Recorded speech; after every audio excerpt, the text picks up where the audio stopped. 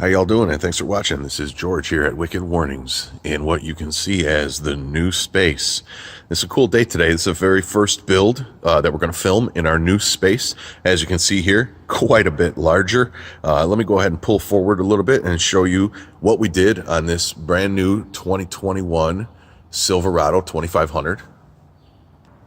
So I'm experimenting with where we're going to be filming in the new spot, and I kind of like this spot right here. We're going to go ahead and supersize this banner, so stay tuned for that. That'll be in the new video. We're also going to do some cool stuff, I think, over here along this wall right here, and a couple of other things. So what you're looking at on the front of that truck is our LIN 8 LED, and that has a 90-degree bracket on it. It's in an alternating amber white color, and we've synchronized those two together to flash in unison where the color flip-flops from side to side.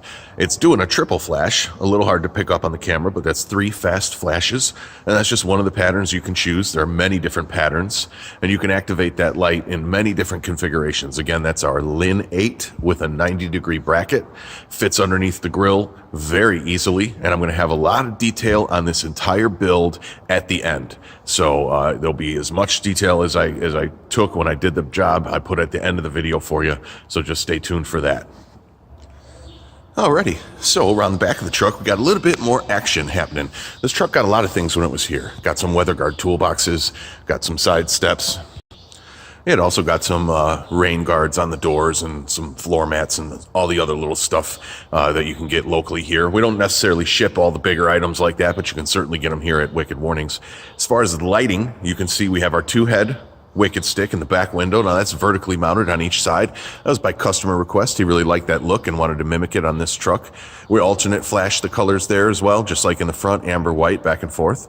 In the reverse lens, we've inserted our HAW Duo. That's a low dome light, and it goes from the side, and there's definitely detail on that.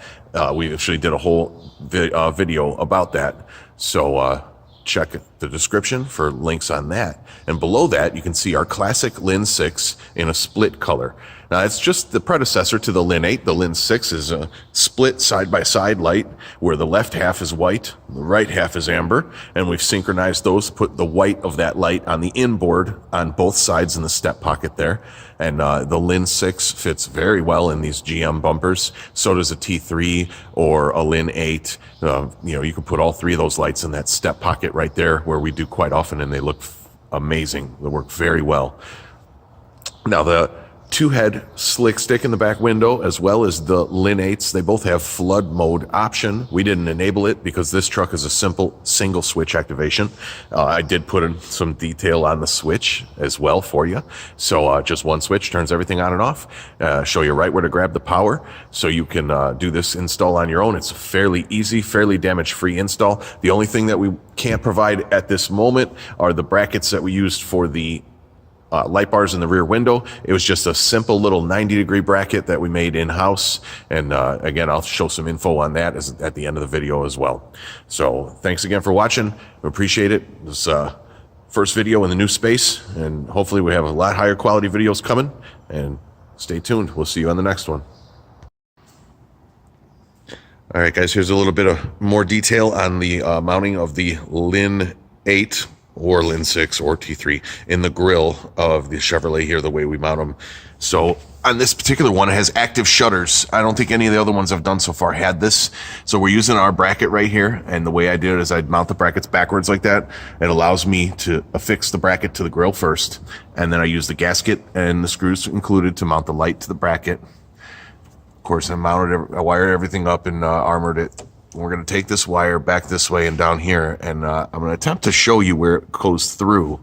You see the active shutters. We want to stay away from that, and you can kind of see where my chase zip tie here is going through that hole right there. Now it's the same on both sides. It's in front of the active shutters, so we're going to come down with our wire right along the side here, and then go over behind to the light. All right, let me show you where that gets you out under the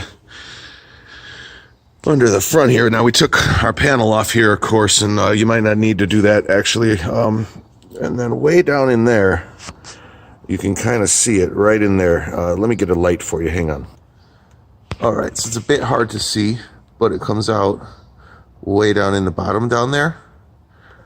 And as I pan away here, maybe I can show you a little bit better. Sorry, man, this is just fighting me to the death with the focus here. There we go. Alrighty, see, so the shot is right there. See how the zip tie kind of curves around? That's where you're aiming. And I actually shot the zip tie from the top down and was able to go right through the hole. It came right out in the grill.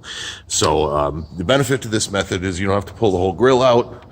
You can see here, basically the grill's intact, and we're gonna do the same over here, which is already done. We're gonna end up pulling up back here, and we'll take that wire right along here, probably under this fastener behind there, and I'll probably just go along behind here over to here. And when I get both these wires up here, I'm going to leave a good couple of feet, probably a good 24 inches of coiled wire, just in case somebody wants to pull the grill off. They don't need to cut the wires. They can free up the wire and then take the grill off and set it down on the ground. So then I'll run the wiring this way forward and through the firewall. So that's the detail on the grill lights. Let me show you the hideaways that we did in the reverse on another vid.